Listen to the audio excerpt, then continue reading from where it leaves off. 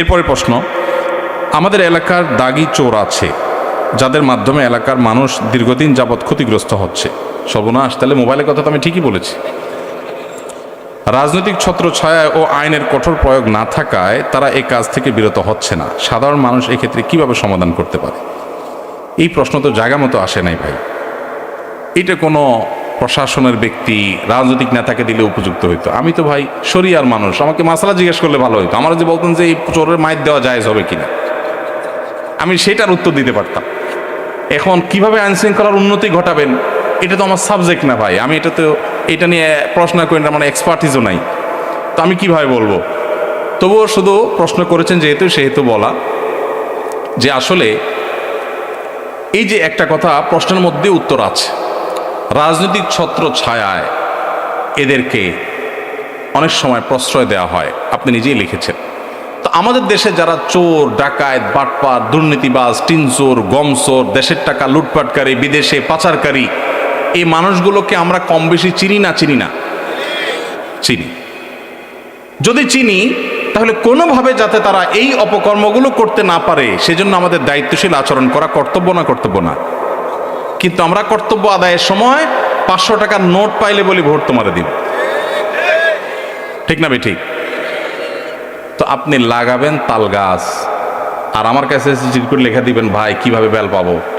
সম্ভব? সম্ভব? আপনার এলাকায় কে চোর বাটপারদেরকে জায়গা দেয়, মাস্তান পালে, গুন্ডা পালে, মানুষ খুন করায়, এগুলো আপনারা জানেন না?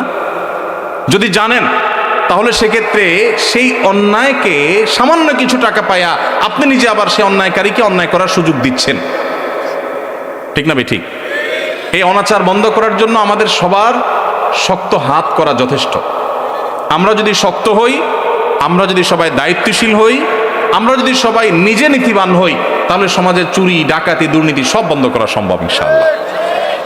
এই দেশটা এটা শেষ হয়ে গেছে নানাভাবে। আমরা নিজেরা অবশ্য প্রশ্ন দেওয়ার ক্ষেত্রে বা অন্যের কাছ থেকে আশা করার ক্ষেত্রে, এক্সপেক্ট করার ক্ষেত্রে আমরা 3 মাইল লম্বা এক্সপেকটেশন করি, নিজের বেলায় নাই। আমি কিছু উদাহরণ দিলে বুঝবেন।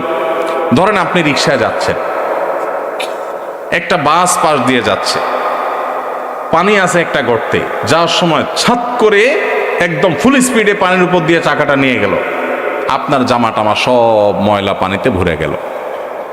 আপনি তখন কি করেন? বলেন যে আল্লাহর বান্দা ভুলে করে ফেলছে, থাক, এটা বলেন? আপনার সারা জীবনে ছোটবেলা থেকে যত গালি শিখছেন, সবচেয়ে বড় গালিটা বরাদ্দ করেন লোকটার জন্য।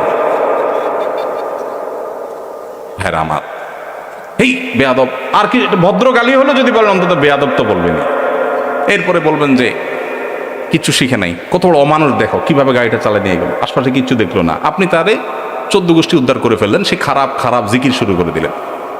এবার আসেন, আপনি যখন ওই বাসের যাত্রী হন, আপনার যশোর থেকে মাগুরা যাওয়া লাগবে, অল্প সময়ের মধ্যে যাইতে হবে, সময় কম, বাসওয়ালা এমন টানা টানছে, যাওয়ার কথা 1 ঘন্টা 50 মিনিটে পৌঁছে দিস। আপনি বাস থেকে নামার সময় ড্রাইভার সাহেবকে সাহস দিয়ে বলতেছেন, ভাই মাশাআল্লাহ মাশাআল্লাহ, আপনি একের ড্রাইভার ভাই। তাহলে বোঝা গেল আপনি নিজে যখন ফাঁসেন তখন ড্রাইভারের 14 গোষ্ঠী উদ্ধার করেন, আবার আপনি যখন বাসে উঠেন তখন ড্রাইভার যত যত জোরে চালায় বলেন যে বাবা মাশাআল্লাহ, এই লোকের 14 গোষ্ঠী বোধহয় কখনো বিমান চালাইছে। এটা কি ভণ্ডামি না? ভণ্ডামি না? এটা কি দ্বিচারিতা না? দ্বিচারিতা না? আপনি যদি রাস্তায় উল্টাপাল্টা গাড়ি চালানোকে খারাপ মনে করেন, তো আপনার নিজের বেলা আসলেও সেটা মনে করতে হবে। আমরা বেশিরভাগ মানুষ এসব বিষয়গুলোতে নিজের দায়িত্বটা আমরা বোঝার চেষ্টা করি না। এই জন্য আমরা যখন সবাই নীতিবান হব, নীতিবান মানুষদেরকে কদর করব, আর দুর্নীতি, অপশাসন, অন্যায় অনাচারের বিরুদ্ধে না বলার জন্য মেরুদণ্ড সোজা করে দাঁড়াতে হিম্মত করব, ইনশাআল্লাহ এমনিই সমাজ থেকে অন্যায় দূর হয়ে যাবে। আল্লাহ আমাদেরকে তৌফিক দান করুন। লাগাবেন বেল গাছ আর আমার কাছে চিঠি লিখে বলবেন কিভাবে তাল আশা করা যায়, সম্ভব না। আল্লাহ আমাদেরকে তৌফিক দান করুন।